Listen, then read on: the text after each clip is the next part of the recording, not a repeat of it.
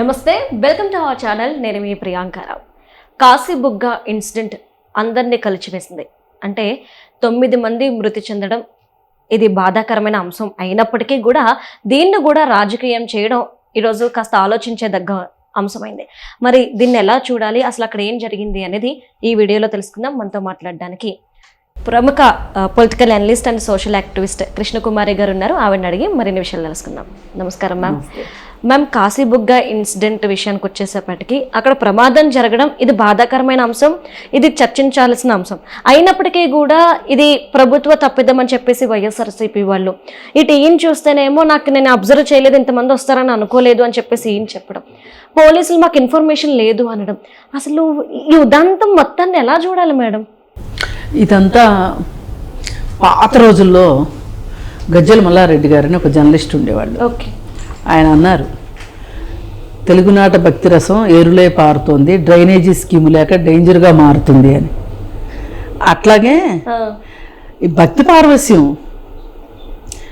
భక్తులు ఎక్కువైపోయారు, వాళ్ళకి వాళ్ళ బాధలు ఉన్నాయి. ఆ బాధల్లో వాళ్ళకి రాజకీయ నాయకులు పట్టించుకోవట్లేదు, వాళ్ళ సమస్యలు వాళ్ళు పరిష్కారం చేసుకోలేకపోతున్నారు, దేవుడే దిక్కు అనుకుంటున్నారు వాళ్ళు. అందుకని చెప్పి దేవుడి గుళ్ళకి ఎగబడుతున్నారు. ఈ మధ్యకాలం దేవుడి గుళ్ళ దగ్గర ప్రమాదాలే కదా ఎక్కువైపోతున్నాయి. అసలు ఎందుకు ఇంత తహతహలాడుతున్నారు జనాలు అని ఆలోచించుకుంటే వాళ్ళ బాధలు మతం మత్తుమంది లాంటిది. అందుకని చెప్పి వాళ్ళకి అదే పరిష్కారంగా కనిపిస్తుంది. సరే, ఏదన్నా కానివ్వండి, అది వాళ్ళ ఆకాంక్ష, దాని గురించి మనం ఎక్కువ మాట్లాడకూడదు. ఇకపోతే ఇప్పుడు వెళ్ళే భక్తుడు ఈ గుడి దేవాదాయ ధర్మాదాయ శాఖ కింద ఉందా, లేదంటే ఏదన్నా టీటీడీ బోర్డు లాంటి కింద ఉందా, ట్రస్ట్ కింద ఉందా, ఇవన్నీ చూడరు. వాళ్ళు ఒక గుడి ప్రాచుర్యంలోకి వస్తే ఆ గుడికి వెళ్తారు. ఇప్పుడు సోషల్ మీడియాలో కూడా ఈ గుడి గురించి ఆ చెలవలు పలవలు చేసి బాగా అసలు ఒక వారం రోజుల పాటు ఒక ఛానల్ వాళ్ళు సోషల్ మీడియాలో ఓదర కొట్టేశారు. సో జనాలందరికీ ఆ గుడి గురించి తెలిసిపోయింది. ఇంతకు ముందు అరసవెల్లి సూర్యనారాయణ గుడికి బాగా, సూర్యనారాయణ స్వామి గుడికి బాగా భక్తులు తాకిడి ఉండేది. అయితే అది కూడా కార్తీక మాసంలో నేను అనుకుంటా ఆ గుడి కూడా. అవును మేడం. అయితే ఈసారి ఏంటంటే డైవర్షను తుఫాను దిశ మార్చుకుంది అన్నట్లు ఈ కొత్త గుడి మీదకి వెళ్ళింది దిశ. ఈ కొత్త గుడి సంగతి ఏంటి అనేది మనం చూసుకుంటే ఒకసారి, ఇది ఒక హరిముకుంద అనే ఒక భక్తుడు తిరుపతి వెళ్ళి 13 సంవత్సరాల క్రితం అక్కడ ఆయన శ్రీకాకుళం ఒరిస్సా బోర్డర్ లో ఉన్న ఆయన ఏం చేశాడంటే తిరుపతి వెళ్ళాడు. తిరుపతి వెళ్తే ఆయనకి దర్శనం కాలేదంట. చాలా వెయిట్ చేసి దర్శనం కాలేదని చెప్పి ఆయన అక్కడ వాళ్ళని వేడుకుంటే కూడా వాళ్ళు దేవుణ్ణి చూడలేకపోతే కోపం వచ్చి ఇంటికి వచ్చి వాళ్ళ అమ్మతో చెప్తే వాళ్ళమ్మ మనమే గుడి కట్టుకుందాము అందంట. అలా వాళ్ళకు ఒక 100 ఎకరాలు కొబ్బరి పొలం ఉంటే దానిలో ఒక 10 ఎకరాల్లో ఈ గుడి కట్టారు.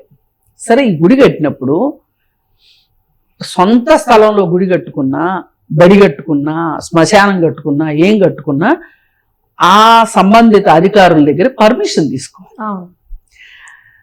వీళ్ళు పర్మిషన్ తీసుకోలేదా, తీసుకుంటే అది రికార్డులోకి వెళ్ళలేదా? ఇప్పుడు ఏ గుడి అయినా సరే ధర్మకర్తల కింద గుడి ఉంటది, లేదు అనుకుంటే ట్రస్ట్ల కింద ఉంటది. మనం చూస్తాం కదా, షిరిడి సాయిబాబా సంస్థాన ట్రస్ట్ అంటారు, ట్రస్ట్ కింద ఉంటది. లేదు అంటే టీటీడీ బోర్డు లాంటి బోర్డు కింద ఉంటది. లేదు అనుకుంటే దేవాదాయ ధర్మాదాయ శాఖ కింద ఉంటది. సరే, వీటన్నిటిలో ఈ 4 3 లేకపోయినా గానీ రికార్డులో అది గుడి అని ఉంటే గనక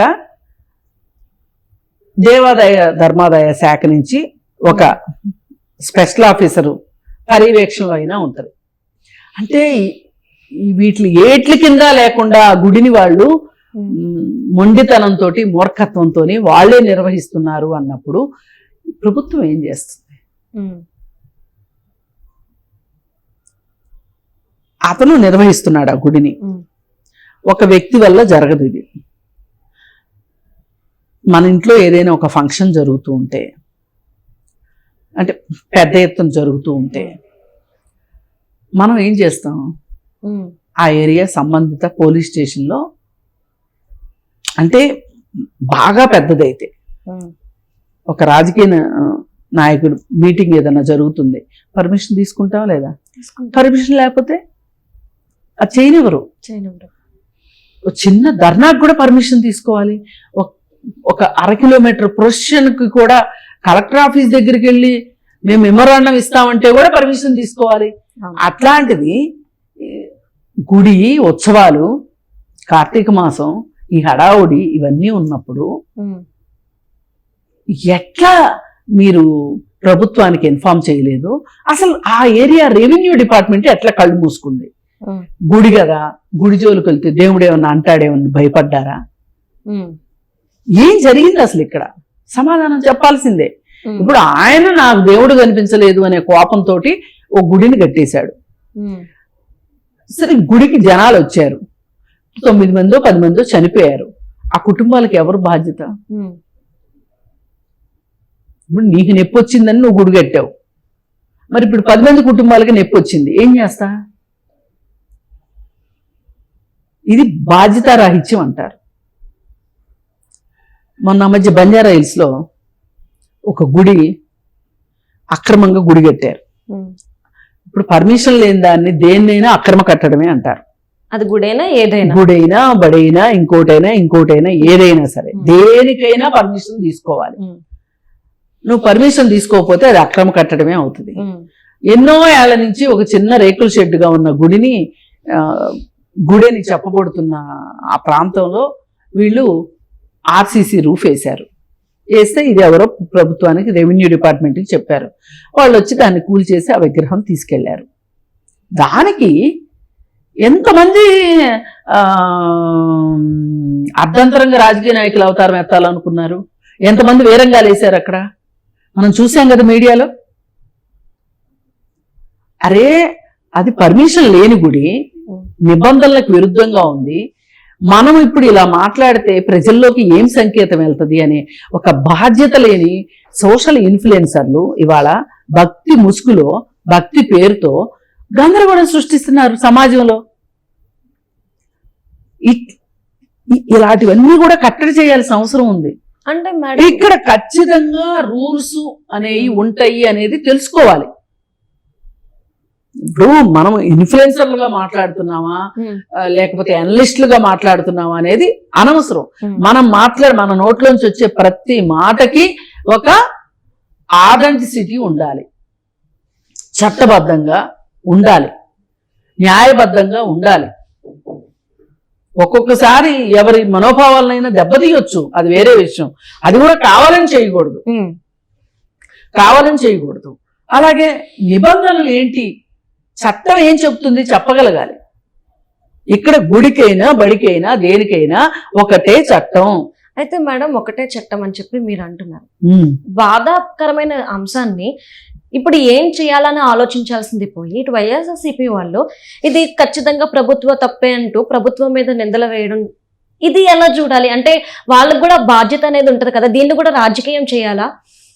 అసలు బాధ్యతారాహిత్యానికి care of address YSR party అనేది, దాని గురించి ఎంత తక్కువ మాట్లాడుకుంటే అంత మంచిది. వాళ్ళు బాధ్యతారాహిత్యానికి కేర్ ఆఫ్ అడ్రస్ అయిపోయారు. వాళ్ళ దగ్గర నుంచి మనం బాధ్యతను ఊహించలేము, అలాగే వాళ్ళ దగ్గర నుంచి సముచితమైన వ్యాఖ్యల్ని మనం ఊహించలేము.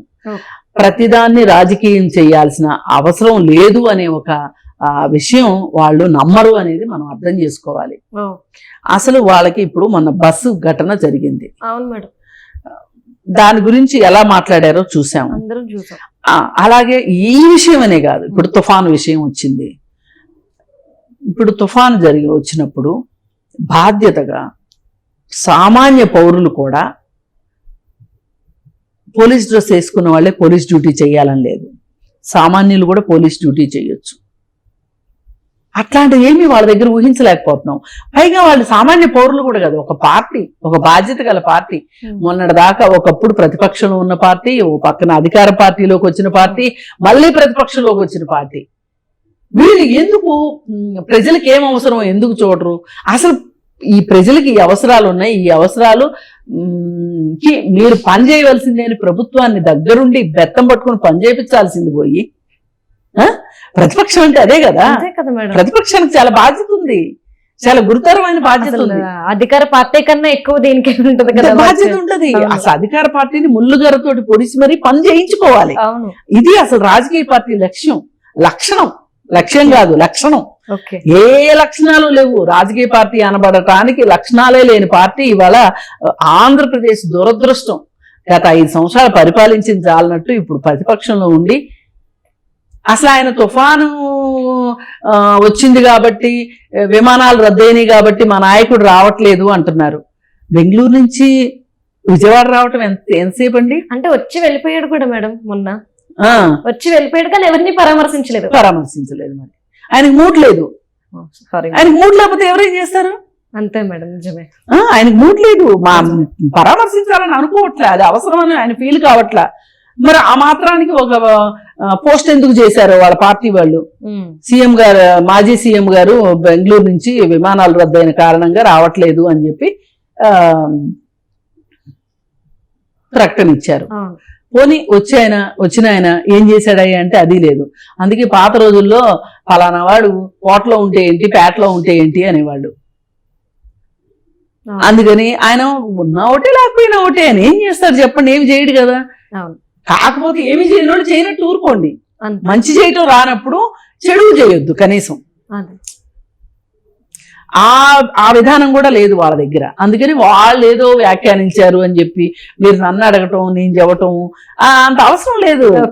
వాళ్ళ దగ్గర నుంచి మనం అది ఎక్స్పెక్ట్ చేయొద్దు. నువ్వు ఎవరి దగ్గర నుంచి ఏమి ఎక్స్పెక్ట్ చేస్తున్నావు? నీకే క్లారిటీ లేదు అనే మాట వస్తుంది మనం ఇది మాట్లాడుకుంటుంటే. వద్దు madam. Okay, right. Thank you so much madam.